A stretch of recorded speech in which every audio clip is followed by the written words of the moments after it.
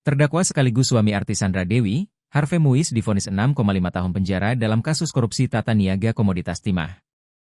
Dalam putusan yang dibacakan Ketua Majelis Hakim Eko Arianto, Harvey Muiz dinyatakan terbukti secara sah dan meyakinkan telah bersalah melakukan tindak pidana korupsi, sebagaimana dakwaan primer jaksa penuntut umum.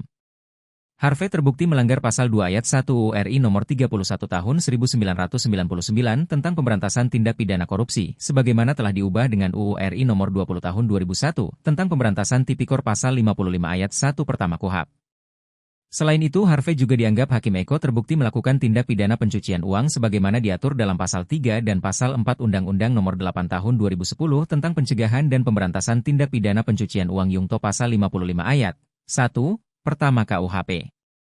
Menjatuhkan terhadap terdakwa Harvey Muiz oleh karena itu dengan pidana penjara selama 6 tahun dan 6 bulan, ucap Hakim Eko di ruang sidang Pengadilan Tipikor Jakarta, Senin, 23 Desember 2024. Selain hukuman pidana badan, Harvey Muiz juga divonis pidana denda sebesar 1 miliar rupiah di mana apabila tidak mampu membayar maka diganti dengan kurungan selama 6 bulan. Tak hanya itu, Harvey Muiz juga dikenakan pidana tambahan berupa membayar uang pengganti sebesar 210 miliar rupiah.